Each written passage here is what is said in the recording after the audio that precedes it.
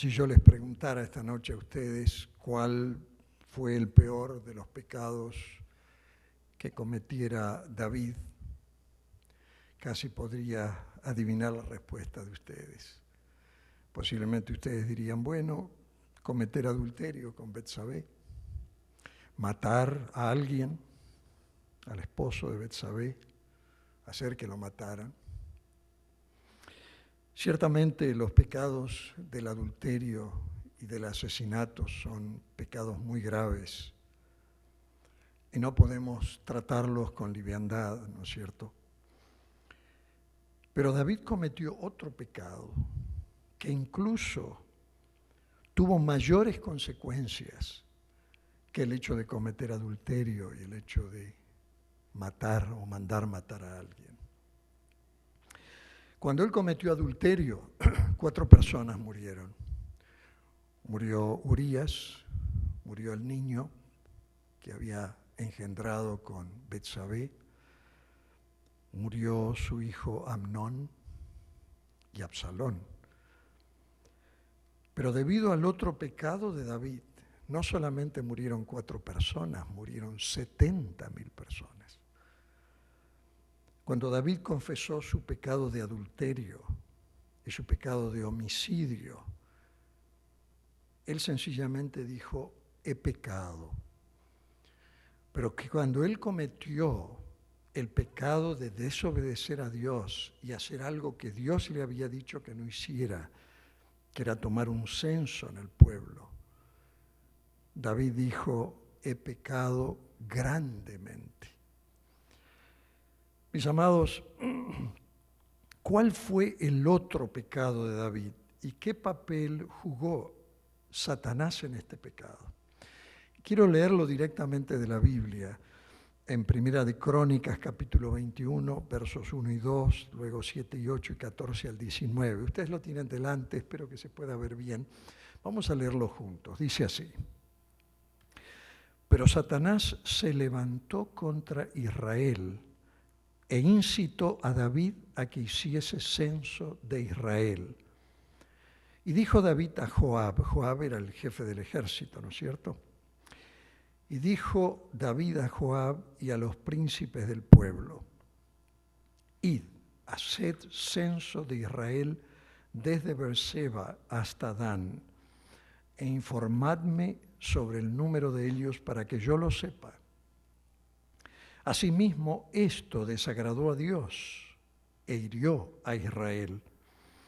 Entonces dijo David a Dios, he pecado gravemente al hacer esto. Te ruego que quites la iniquidad de tu siervo, porque he hecho muy locamente.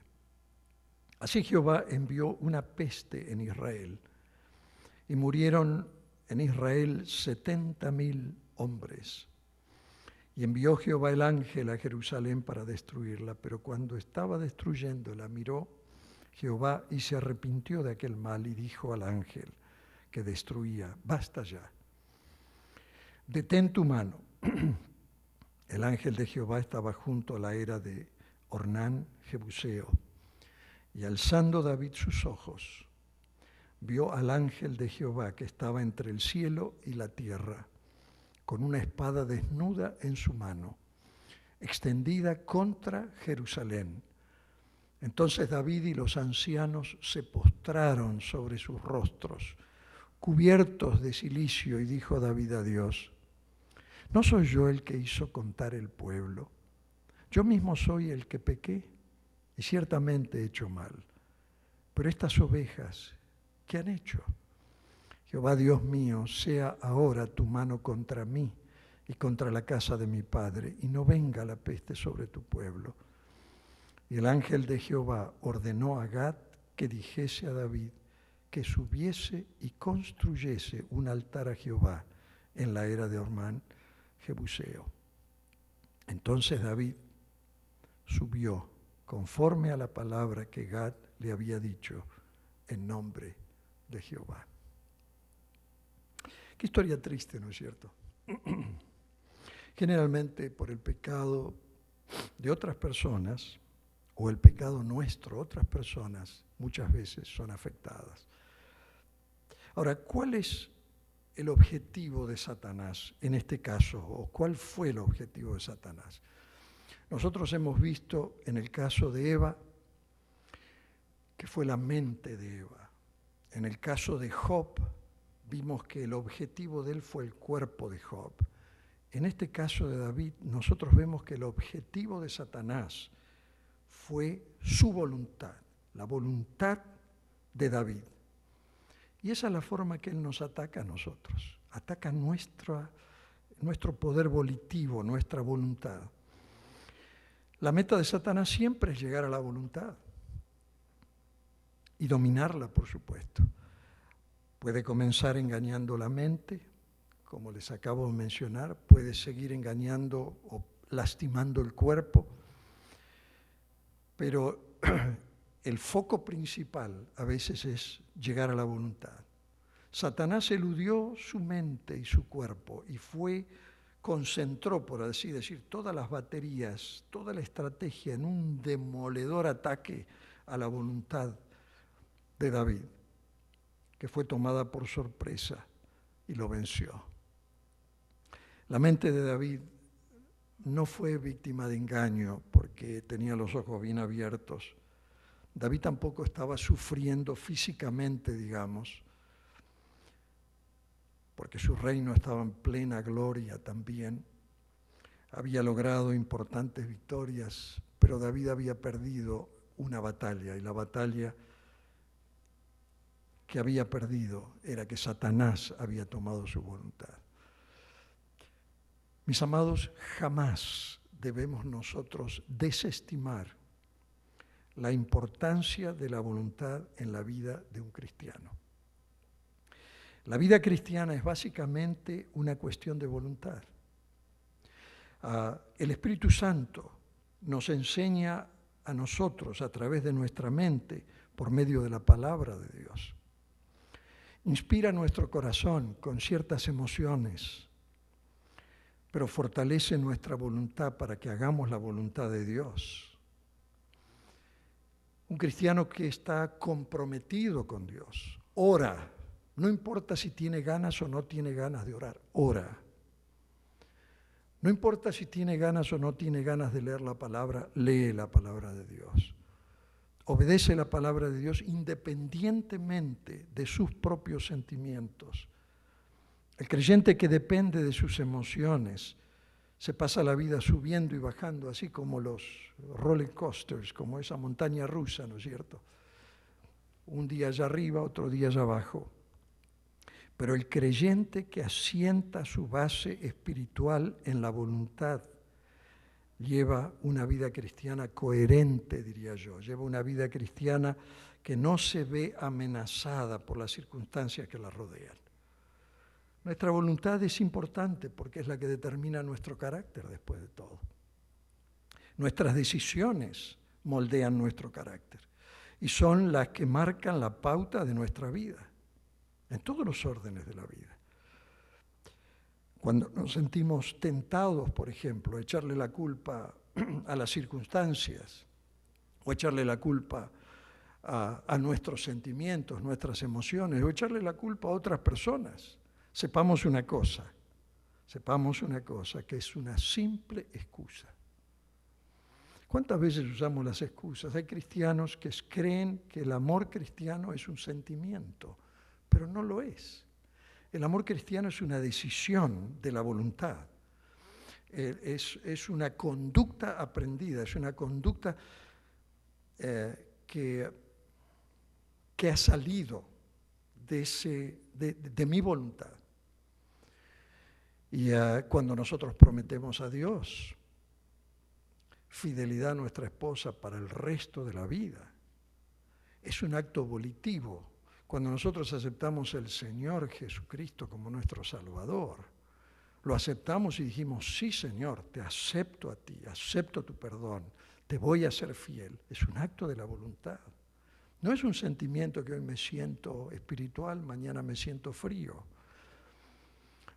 A veces mi esposa a lo mejor puede estar recién levantada con los pelos, todo así, pero yo no dejo de amarla por eso. O tengo algún problemita con que haya sucedido, no dejo de amarla. porque no es asunto de sentimientos. Nosotros tomamos decisiones y nos movemos por los principios que hemos establecido en nuestra voluntad. ¿Cierto? La Biblia, por ejemplo, nos ordena a nosotros a amarnos unos a los otros. Es una orden de Dios, amarnos unos a los otros. Y Dios no puede darnos, bueno, no es que no pueda, pero Dios no nos da órdenes a nuestros sentimientos. Yo les confieso, sinceramente, que con la ayuda del Espíritu, por supuesto, hay personas a las que yo amo porque soy cristiano, pero son personas que no me gustan como personas, ya sea porque fuman o porque toman o porque dicen malas palabras, no me gustan como personas, no me gustan, pero debo amarlas de acuerdo a la palabra de Dios. Yo no quisiera vivir con ellos, por ejemplo, no quisiera pasar unas vacaciones con ellos, pero debo amarlos, ¿no es cierto? Con la ayuda del Espíritu los trato del modo en que Dios me trata a mí. Y así deberíamos hacerlo. Procuro demostrarles amor cristiano. Y creo que todos lo hacemos. Yo me pongo como ejemplo pero todos lo hacemos o debemos hacerlo. Es una cuestión de la voluntad, mis hermanos. El pecado original de Satanás también tuvo que ver con la voluntad. Y yo no voy a entrar en detalles para no alargar el tiempo, pero si ustedes leen Isaías, por ejemplo, capítulo 14, los versos 12 al 14, ustedes van a encontrar a Satanás que usa 5 veces un verbo que indica voluntad, ¿no es cierto? Subiré y haré tal cosa, y finalmente ocuparé el puesto que tiene Dios. Y él intenta aplicar ese pecado a nuestra vida hoy, y lo consigue, y si no lo consigue, busca las maneras de lograrlo, ¿no es cierto? Y es por eso que tenemos que tener mucho cuidado, mucho cuidado. Ahora la pregunta que nos hacemos es, ¿qué arma utiliza Satanás para tentarnos? ¿Saben cuál es el arma que usa Satanás para tentarnos? El orgullo, el orgullo. David se sintió importante cuando Satanás se le acercó con la sugerencia de que contara al pueblo, que hiciera un censo del pueblo. David consiguió muchas victorias, había tenido tremendas victorias, pero perdió esa guerra, porque Satanás utilizó esas victorias para inflar su ego, ¿no es cierto?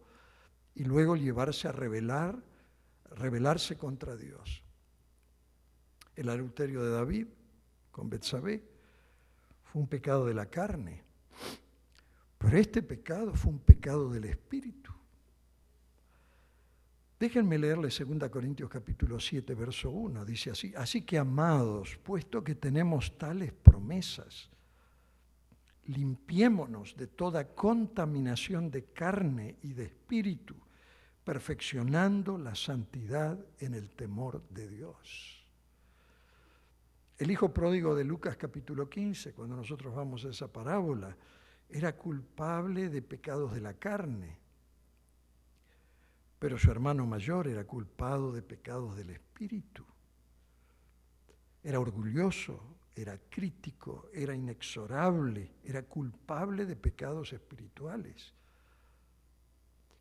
A veces somos muy rápidos nosotros a juzgar y condenar a los que caen en pecados de la carne, ¿es cierto? Pero no lo somos tanto para disciplinar a aquellos miembros que son culpables de pecados del espíritu. El orgullo, la tosudez, disfrazada a veces de convicción, ¿no es cierto? Murmuración, celos, competencias, todos son pecados del espíritu. El orgullo es un arma que Satanás maneja, pero con muchísima habilidad. Eso explica el porqué las palabras de Pedro, cuando allá en 1 de Pedro capítulo 5, versos 5 y 6, dice: Dios resiste a los soberbios y da gracia a los humildes. Humillaos, pues, bajo la poderosa mano de Dios, ¿Para qué los exalte cuando fuere tiempo?